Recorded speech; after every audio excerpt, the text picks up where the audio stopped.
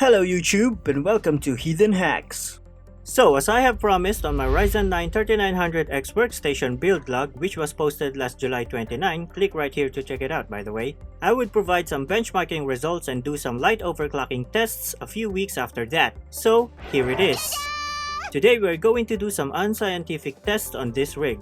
But before that, here are some things to keep in mind. The results that you are about to see are strictly from this certain processor unit, system build, type of RAM used, case in terms of airflow and stuff, ambient temperature, motherboard, AGESA version, and other factors, especially when trying to find out or reach the max boost speed.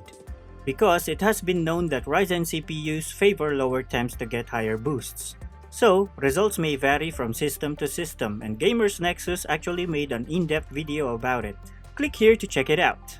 Alright, here are some test parameters. On the first test, we will do some benchmarking while everything is in stock, i.e. stock clock or default profile on Ryzen Master, stock BIOS settings with XMP profile enabled, and stock cooler. On the second test, we will do another all-stock benchmarking, but this time while using an AIO. Because I lost the footage for the following stock cooler tests and I'm too lazy to do them again. Third test will include some benchmarking while on Ryzen Master Auto OC profile with some minor PBO tweaks in the BIOS while using an AIO. The fourth test will include some light manual overclocking and LLC or load line calibration settings on the BIOS while also using an AIO. Let's go!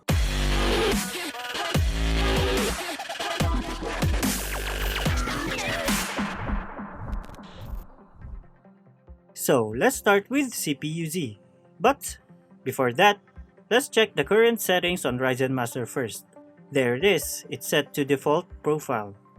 And just in case you have missed my build log video, here are my specs again. AMD Ryzen 9 3900X CPU, Gigabyte X570 Aorus Master motherboard that is using the BIOS version F5K or AMD AGESA 1.0.0.3. That's the latest version during the time of writing. And upon checking, the latest version as of now, August 11, is version F5L or AGESA 1.0.0.3 ABB.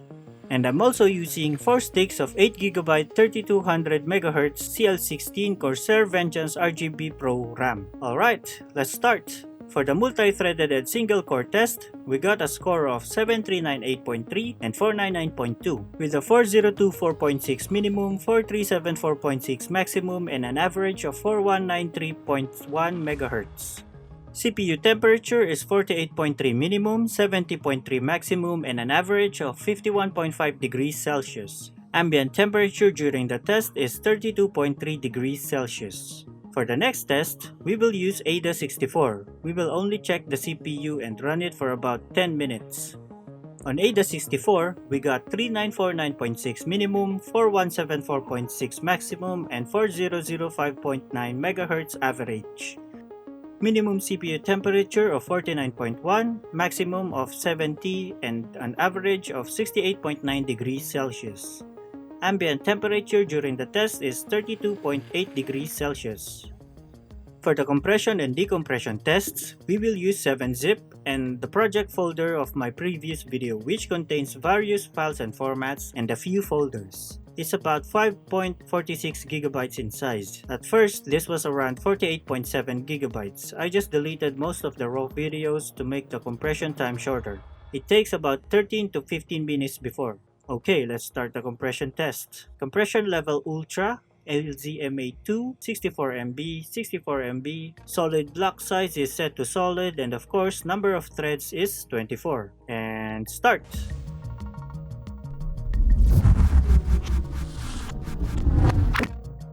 Okay, so minimum boost or clock speed is 4024.6, 4199.6 max, and 4047.3 MHz average. Compression speed is around 36 to 38 megabytes. CPU temperature is 50.5 minimum, 65.1 max, and 62.2 degrees Celsius average. Ambient temperature during the test is 32.9 degrees Celsius. Next up on the 7-zip test is the decompression or extraction. Okay, and extract. Minimum boost or clock speed is 4124.6, 4199.6 max, and 4162.1 MHz average. The compression or extraction speed is 1.3 GB. Minimum CPU temp is 50.1, 62.9 max, and 56.3 degrees Celsius average. Ambient temp during the test is 32.9 degrees Celsius. Next up, Blender BMW and Blender Classroom render tests.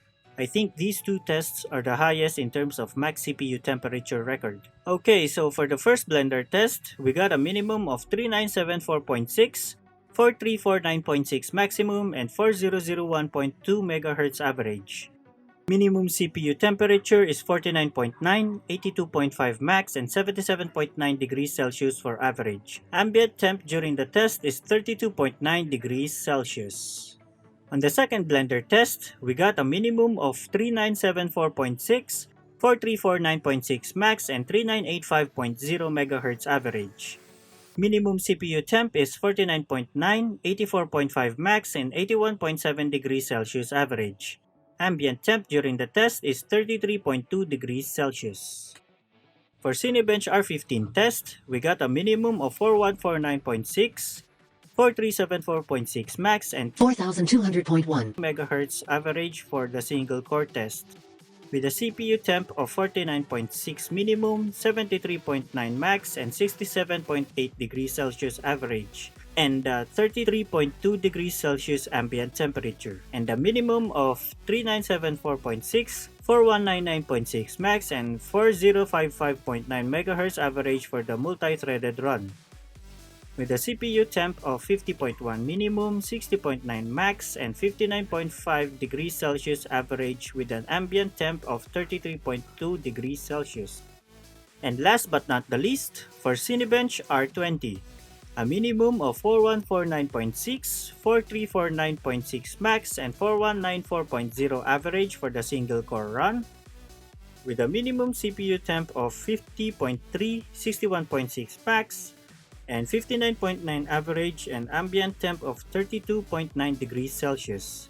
A minimum of 3974.6, 4374.6 max, and 4039.6 MHz for the multi-threaded test, with a minimum CPU temp of 49.5, 79.3 max, and 72.9 degrees Celsius average, and an ambient temp of 33.2 degrees Celsius. Now, for the stock clock or default Ryzen Master profile benchmarks with an AIO cooler. I have just installed it. I think I will make an unboxing video and show you guys some problems that I have had to deal with because of stupidity reasons in the following weeks. So, to verify that my BIOS settings are mostly on default, here it is. CPU clock ratio is on stock, CPU clock control is on auto, XMP profile 1 is used, CPU vCore is on stock, and LLC or load line calibration should be set to auto.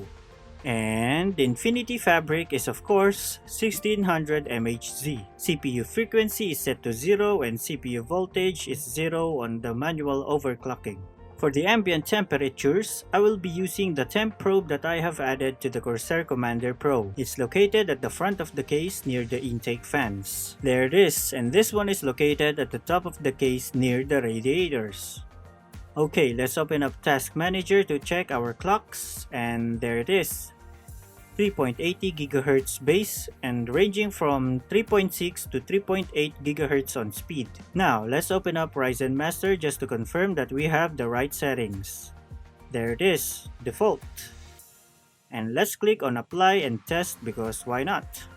So according to this, intake temp is about 34 degrees, which means the ambient temp where I am going to be testing is about more or less than that. CPU temp is about 57 to 58 degrees while running the stress test because I forgot to set the fan profiles to extreme. Alright, let's switch to shadow play in 3, 2, 1.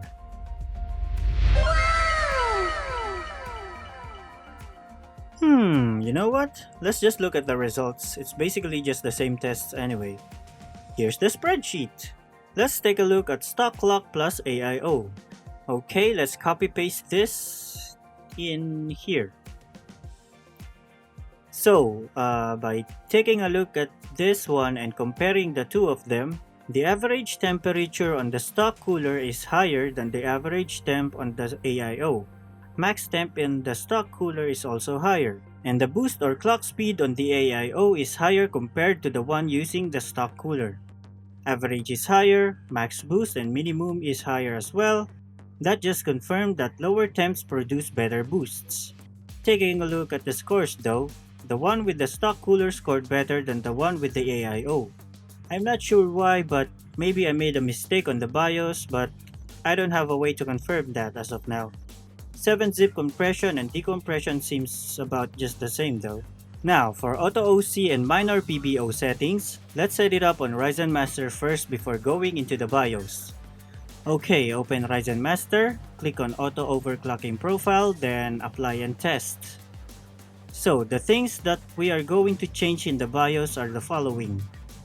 These things would stay on Auto, XMP profile stays the same as well. In the Settings tab, let's click on AMD Overclocking, check if the Infinity Fabric is at the right frequency, then click on Precision Boost Overdrive. Apparently, this is different from Precision Boost 2 if I remember correctly. Gamers Nexus also has a video for that. Click here to check it out. So yeah, let's set this one to Advanced. PBO limits set to motherboard. This one is manual, 1x, sure. Max CPU boost clock override is set to 200 MHz and the last one is set to auto. Then, click on save. After logging in, close other running programs while waiting for Ryzen Master to load. Let's wait for the stress test to finish for us to know if our settings are stable. Okay, while this is stress testing, let's go back to Shadowplay in 3, 2, 1.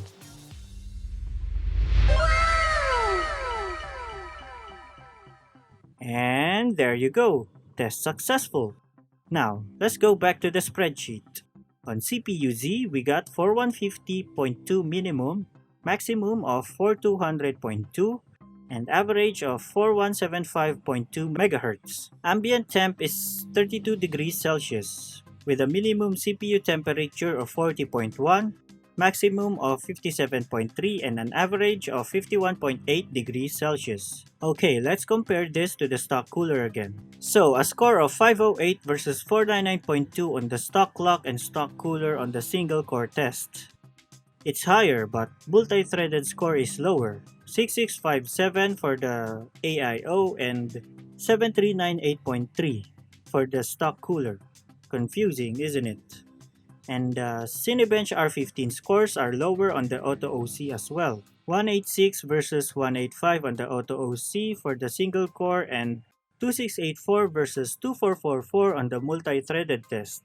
Cinebench R20 single core is 466 on the stock clock and stock cooler versus 463 on the Auto OC and AIO. Multi-threaded is 6030 versus 5582, still lower than the stock. Interesting. As you can see here, the Auto OC, minor PBO, and AIO has the lower temps and higher boosts, but the scores does not seem to reflect that. I don't know why. Oh well, let's move on to the manual OC. But first, we need to tweak stuff in the BIOS. Alright, now we're going to change the clock ratio to 44, leave the memory settings the same, and make the CPU V-Core 1.400 volts and leave the rest the same. Head on to the Settings tab, AMD Overclocking, Accept, check if the Infinity Fabric is in the correct frequency, then click on Precision Boost. Set it to Auto, set the LLC or load line calibration to Turbo, and yeah, I guess that's it. After logging in, close all unnecessary softwares and set all fan profiles to Extreme, because at 1.4 volts, this thing is going to be hot. And let's go back to Shadowplay. Click on Ryzen Master, set the profile to manual and 4400 MHz on all cores, and click Apply and Test to see if we're going to be stable. Alright, test successful! And here's the spreadsheet again. So the results on the manual overclocking is really good. Well, except on the Blender test because the benchmark software crashed. Manual overclocking results are higher, and of course, temps are higher as well. So yeah, there you go. I guess I need to make a follow-up video on this when I find a better BIOS setting for this one where the Blender benchmark is not crashing and update you guys on that. But as of now, I have clocked it to 4.2 GHz. 4.3 GHz is stable as well, but I have no use for that horsepower yet. I have also tried to overclock it to 4.45 GHz and yeah, it crashed on Ryzen Master. And that's it, I think. Thanks for watching and see you again next week. Maybe.